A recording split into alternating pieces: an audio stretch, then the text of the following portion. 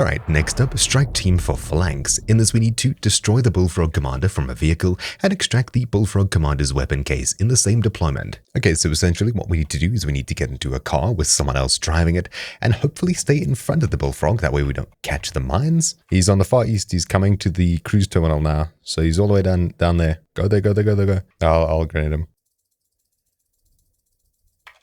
Reloading. Right, so there's 6 successful grenades off into this dude. It's the RGL, it's the grenade launcher.